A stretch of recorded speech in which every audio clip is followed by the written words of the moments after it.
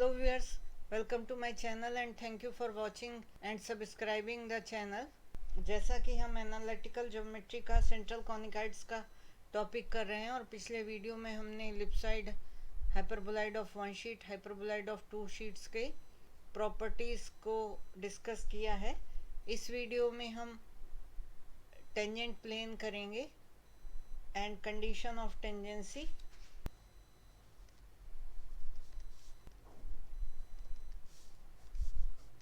Central conicoid की equation a x square plus B Y square plus C Z square is equal to 1 और हमें equation of tangent plane निकालनी है on this equation which is an equation of central conicoid at the point x1 y1 z1।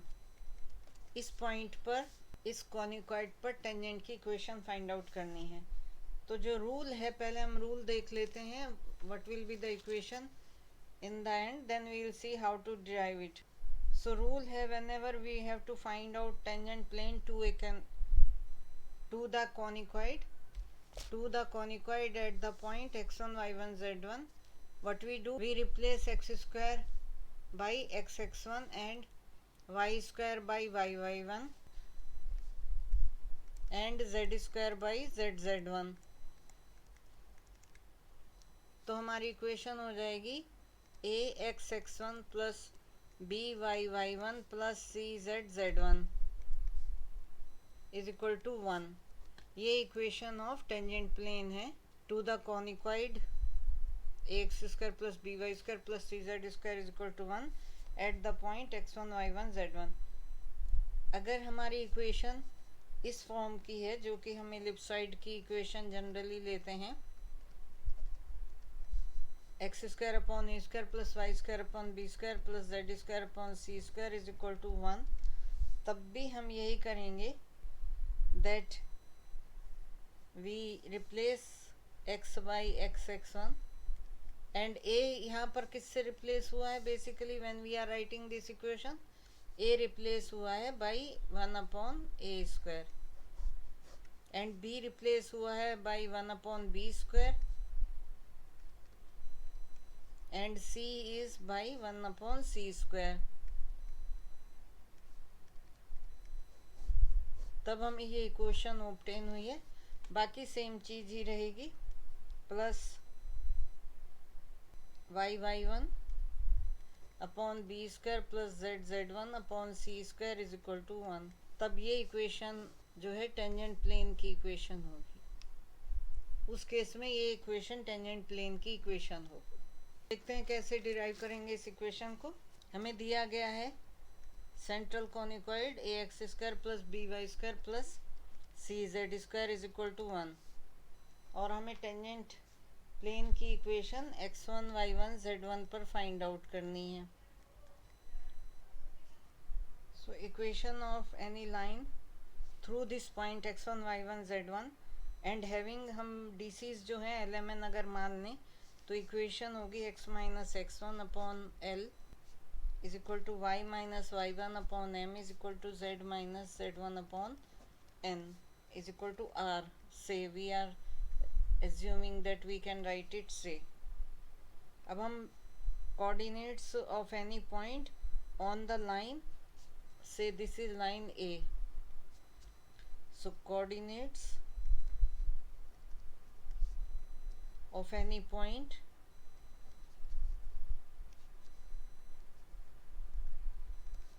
on the line A, what we do, we find x from here, LR plus x1, so LR plus x1, y is MR plus y1 and NR plus z1। ये point हो गया कोई point जो कि इस line पर लाई करता है। अब क्योंकि ये लाइन पास हो रही है इस पॉइंट से और हम इसी पॉइंट पर टेंजेंट निकाल रहे हैं x1 y1 z1 से, तो इसका मतलब ये कॉनिकॉइड से मीट कर रही है। This line is meeting the conicoid. और वो पॉइंट कहाँ? वो पॉइंट ये पॉइंट है जहाँ पर ये कॉनिकॉइड से मीट करेगी। So what we do, we put this point in the conicoid, because ये पॉइंट लाइन पर लाई कर रहा है और ये लाइन कॉनिकॉइड से मीट कर रही है, so this point will lie on conicoid. तो ये पॉइंट सब्स्टिट्यूट कर देते हैं इक्वेशन 1 में। सो दिस इज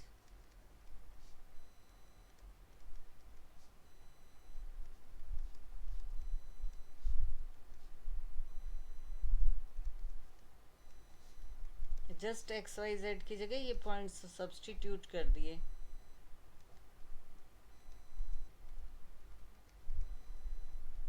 इसे ओपन कर लेते हैं, सो दिस कम्स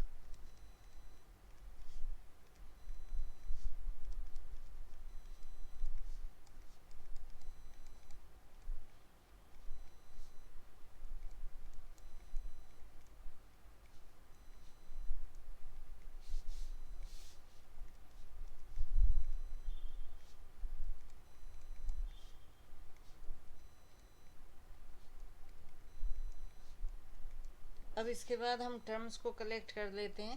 पहले सबसे आर स्क्वायर के कोफिशिएंट्स को कलेक्ट करते हैं। So this gives A L square plus B M square plus C N square. Then we find out 2r. 2r is here, हर इक्वेशन हर टर्म में 2r की, एंड उसके बाद कॉन्स्टेंट्स को करेंगे plus 2r। So A L x1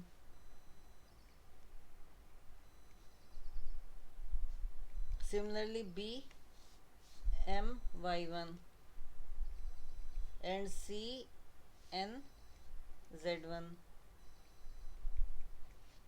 Now the remaining constant terms. So ये a x1 square b y1 square plus c z1 square.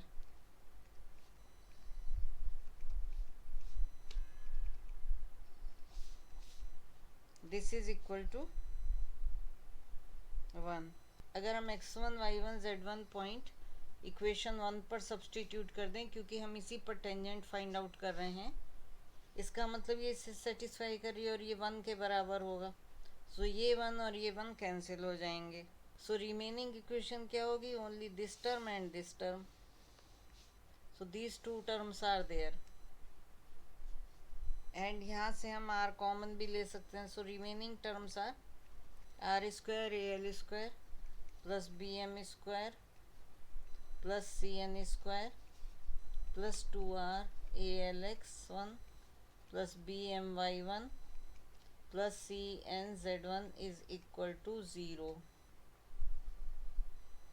Now these two terms, if we see, these are quadratic in r, and यहाँ से हमें r की दो values मिलेंगी। अगर line a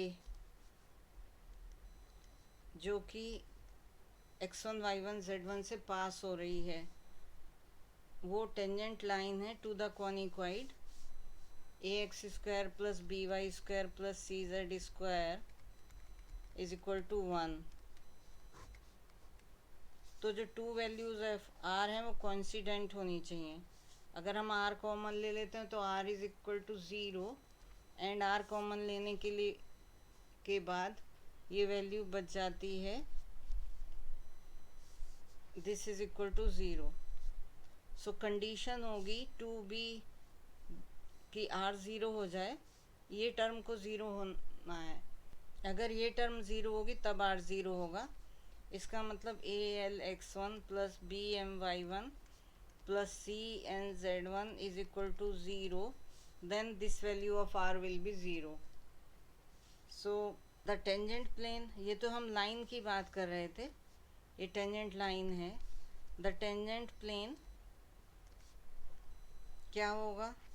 to the conicoid, जो कि कॉनिकॉइड ये दिया गया है, at x1 y1 z1 is the locus of, सारी लाइंस का लोकस ले लेंगे तो हमें टेंजेंट प्लेन मिल जाएगा। Locus of such lines through x1 y1 z1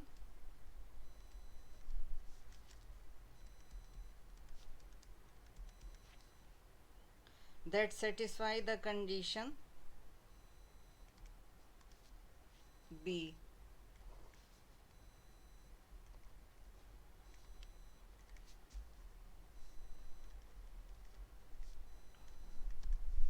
और इसकी इक्वेशन, इस कंडीशन की इक्वेशन हम L, M एंड N को एलिमिनेट करके from A and B find out कर सकते हैं.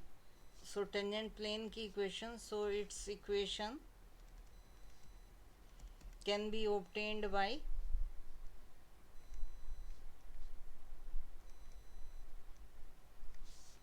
eliminating DCs, that is LMN, from A and B. तो अगर हम A and B को करें सॉल्व तो ये आएगा A, L is x minus x1, R भी आएगा, that will cancel out because in each term R will be there. x1 plus B y minus y1, y1 plus C z minus z1, z1 is equal to 0. अब इसे solve कर लें तो ये आएगी a x x1 plus B Y y1 plus c z z1 is equal to a x1 square plus b y1 square plus C z1 square, और ये equal to 1 होगा क्योंकि x1 y1 z1 point conicoid को satisfy कर रहा है. So this is equal to 1 and this is equal to 1.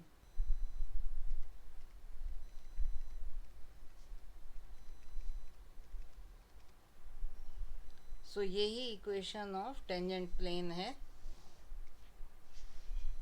Rule क्या हुआ कि हमने एक्स स्क्वायर को रिप्लेस कर दिया एक्स x1 से, वाई स्क्वायर को रिप्लेस कर दिया वाई y1 से, एंड जेड स्क्वायर को रिप्लेस कर दिया जेड z1 से. और दूसरी इक्वेशन में भी कर सकते हैं, ये है a x square plus B Y square plus C Z square से, and x square upon A square की कंडीशन अभी पहले बता दी है. एक्स स्क्वायर अपॉन ए square plus Y square upon B square plus Z square upon सी square की equation भी इसी से हम लिख सकते हैं, जो कि अभी पहले भी डिस्कस की. y1 upon B square plus सी z1 upon same already discuss कर लिया गया. Condition of tangency, the condition of tangency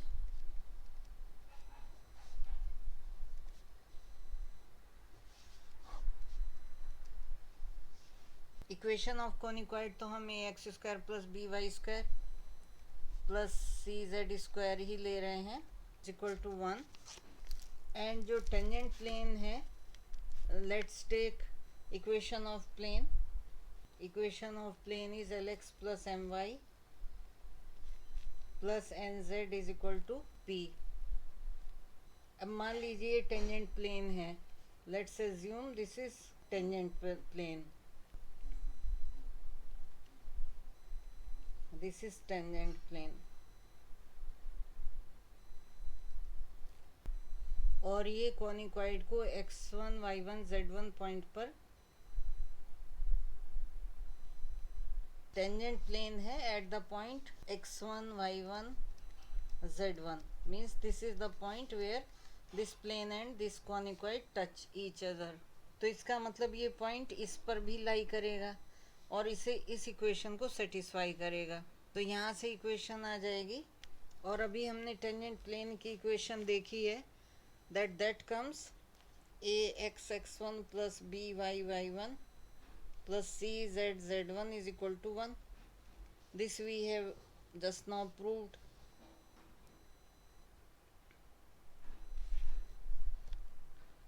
इसका मतलब ये इक्वेशन, दिस इक्वेशन और ये इक्वेशन जो कि L X plus M Y plus N Z is equal to P है, ये सेम ही प्लेन को रिप्रेजेंट कर रहे हैं. इसलिए हम इनके कोफिशिएंट्स को कंपेयर कर सकते हैं and then we can write down.